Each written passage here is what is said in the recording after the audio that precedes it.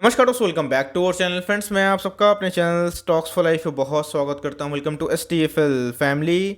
DFL members, बात की जाए ये पूरा वीक काफ़ी बिजी होने वाला है क्योंकि दोस्तों अपकमिंग वीक में बहुत सारे IPO की हमें लिस्टिंग देखने को मिलेगी और साथ ही साथ दोस्तों बहुत सारे IPO की बिडिंग भी देखने को मिलेगी। तो इसी बीच में केमप्लास्ट का IPO हमें देखने को मिल रहा है। तो जी हाँ दोस्तों, ये काफ़ी इंटरेस्टिंग कंपनी दिखाई पड़ रही है, इसलिए मैं दोस्तों जानबूझ के कवर कर रहा हूँ क्योंकि इसमें अंदर बहुत सारे हिडन कैचेस भी हैं। तो जी हाँ, कंपनी करती क्या है और कौन कौन सी इन्फॉर्मेशन है जो लोगों को पता नहीं है। और जी हाँ दोस्तों, कभी भी IPO आती है तो लोगों को उस कंपनी के बारे में बहुत ही कम इन्फॉर्मेशन होती है, लेकिन पता होना चाहिए क्योंकि कंपनी के इतिहास के बारे में पता जब कर पाएंगे तभी दोस्तों को कॉन्फिडेंस फील होगा। तो एनीवेज हमें देखना है इनके लिस्टेड पेयर कौन कौन से हैं, क्या वैल्यूएशन, और साथ ही साथ दोस्तों इधर पे क्या न्यूज़ निकल के आ रही है, सब कुछ करूँगा crystal clear. Channel first time होंगे सब्सक्राइब कर सकते हैं इस तरह क्वालिटी कंटेंट को सबसे पहले एक्सेस करने के लिए। Now without dealing any for time, let's begin.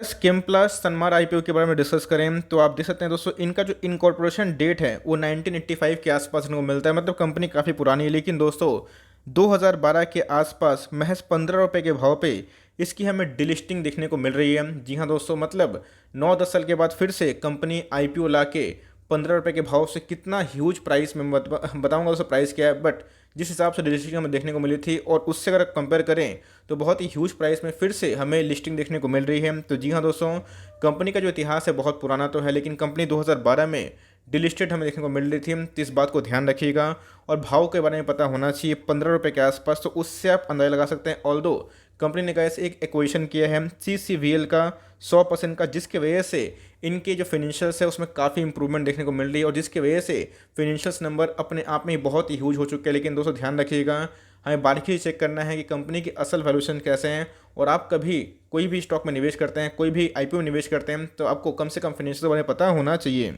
मैंने आपको बता दिया कि कंपनी एक बार पहले डिलिस्टेड हो चुकी थी 15 रुपये के भाव पे, लेकिन दोस्तों कंपनी करती क्या है, लीडिंग स्पेशलिटी केमिकल को पता है दोस्तों, केमिकल के बहुत सारी कंपनी इसने बहुत धूम मचाया, बहुत सारी कंपनी से पैसे 10-10 गुना किए हैं भैया। तो इसी बीच में अगर आप देखें तो कंपनी स्पेशलिटी केमिकल में काम करते हुए दिखाई पड़ती है। साथ ही साथ दोस्तों कंपनी और क्या करती है देखना बन जाता है, engage in the manufacturing of speciality paste, PVC, resin, starting materials and intermediate for agrochemical, pharmaceuticals, agrochemical and fine chemical sectors. तो गाइस आप समझ सकते हैं एग्रोकेमिकल में बहुत सारी कंपनीज आती है, PI इंडस्ट्रीज भी देखने को मिलता है, सुमिटोमो देखने को मिलता है, साथ ही साथ दोस्तों नवीन फ्लोरिन जैसे दिग्गज कंपनी भी इनके पीयर देखने को मिलते हैं। ऑल्दो अगर आप प्राइस टू अर्निंग के बारे में डिस्कस करें तो 17 के आसपास आ रहा है, लेकिन दोस्तों जैसे बताया कि CCVL को इन्होंने 100% एक्वायर किया था, जिसकी वजह से इनके फाइनेंशियल्स काफ़ी अप हो चुके हैं, जिसकी वजह से आप सही वैल्यूएशंस नहीं आ सकते। तो इसीलिए गाइस ये देखना बनता है कि टॉप ब्रोकर्स की क्या कमेंट्री आ रही है। बस एनीवेज अगर आप देखें तो कंपनी स्पेशलिटी केमिकल में काम करती है और एग्रो केमिकल में भी इनके पाँव देखने को मिल जा रहे हैं। साथ ही साथ दोस्तों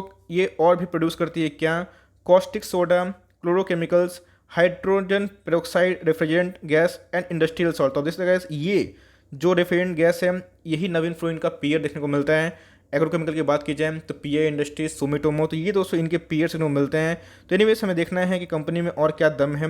और बात की जाए इनके 4 मैन्युफैक्चरिंग फैसिलिटी देखने को मिलते हैं, जहाँ पे 3 मेटर, बेरीगाई एंड कुडलोर इन तमिलनाडु में देखने को मिलते हैं। और ये दोस्तों साउथ की बात की जाए तो बहुत ही रेप्यूटेड ग्रुप में देखने को मिलती है, लेकिन financials is very important because group चाहे जो भी हो, फाइनेंशियल्स दिखना है कि कंपनी के कैसे देखने को मिल रहा है और जिसकी वजह से हमें ये सोचना है कि हमें अप्लाई करना है या फिर नहीं। मैंने आपको बता दिया है कि इसमें हिडन बात क्या थी, पहले भाई डिलिस्टेड हो चुकी थी 15 रुपये के भाव पे, उसके बाद फिर से लिस्टिंग करवाने जा रही है।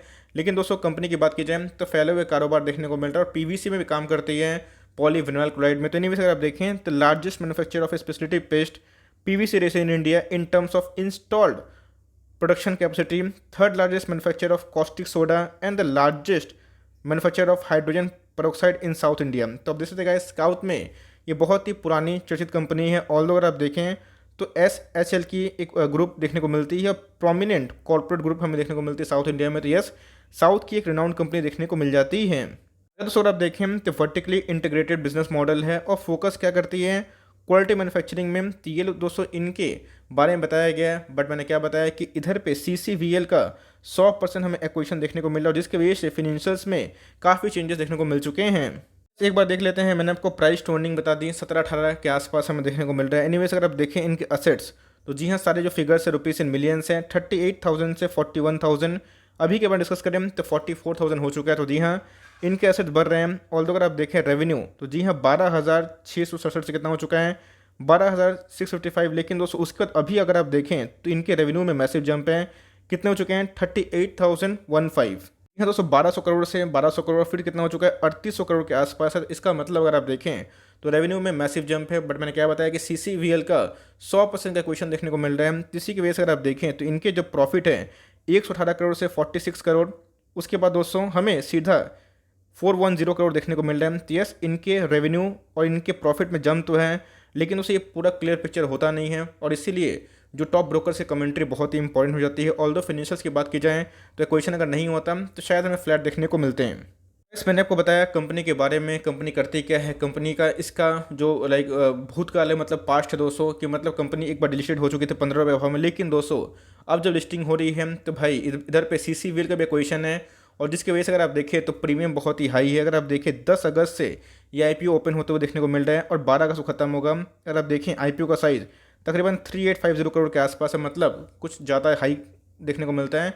3800 करोड़ का मतलब कुछ बड़ी कंपनी देखने को मिलती है, और 1300 200 फ्रेश इशू है। और बात की जाए 2550 करोड़ ये इनके OFS देखने को मिल जाते हैं। इस OFS को मिला दिया जाए और बात की जाए फ्रेश इशू को, तो यस 3850 के आसपास देखने को मिल रहा है। बात की दोस्तों इक्विटी 5 पर शेयर हमें देखने को मिलते हैं।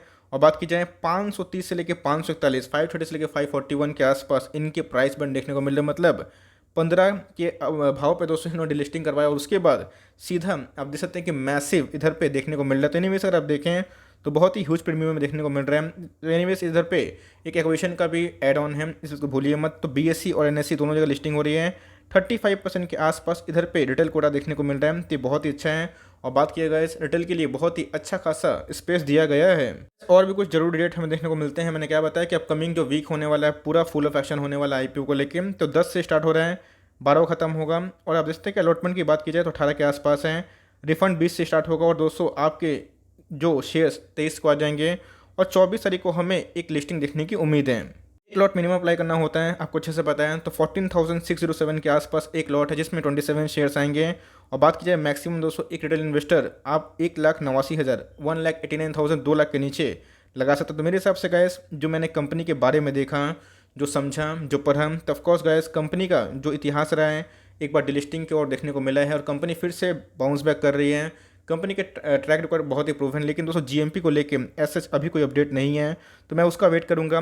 बट दोस्तों मेरे हिसाब से अगर मुझे पर्सनली फील होता है कि जो पीयर्स हैं, बात की जाए PI इंडस्ट्रीज़ की बात की जाए, सुमिटोमो की बात की जाए, वो मुझे ज़्यादा अच्छे लगते हैं, इवन नवीन फ्लोरिन भी। तो मेरे हिसाब से गाइस लॉन्ग टर्म के लिए मार्केट में एक बेटर ऑप्शन अवेलेबल है। तो लॉन्ग टर्म के लिए मुझे ऐसा उतनी प्रॉमिसिंग दिखाई नहीं पड़ी। टू दोस्तों ऑनेस्ट ये मेरा पॉइंट ऑफ व्यू से मैं बता रहा हूँ कि long term point of view के लिए मुझे उतनी इंटरेस्टिंग कंपनी दिखाई नहीं पड़ी। लेकिन यस शॉर्ट टर्म के लिए अगर देखते हैं GMP में क्या दाम है, लेकिन लॉन्ग टर्म में मेरे हिसाब से बेटर ऑप्शन अवेलेबल है। तो GMP देख लेते हैं कैसा चल रहा है। GMP अगर ओके होगा तो जी हाँ उधर पे एक हो सकता है शॉर्ट टर्म ट्रेड, लेकिन एक बार GMP के बाद दोस्तों जो फाइनल कमेंट्री होगी मैं अपडेट कर दूंगा। लेकिन ये अपने आप में कुछ ऐतिहासिक IPO है, तो मैंने इसको अपडेट कर दिया। आई होप मेरा एफर्ट आपको अच्छा लगा। वीडियो से लिए तो लाइक कर देगा, चैनल फर्स्ट टाइम होंगे तो याद से सब्सक्राइब करना भूलिएगा। फर्दर कोई डाउट उसको ड्रॉप कर सकते हैं, कुछ रिव्यू चाहिए उसका नाम भी ड्रॉप करना भूलिएगा। I would love to make a video on your demand. Guys मिलते हैं जल्दी ही, तब तक के लिए bye. Thanks for watching friends, God bless you all.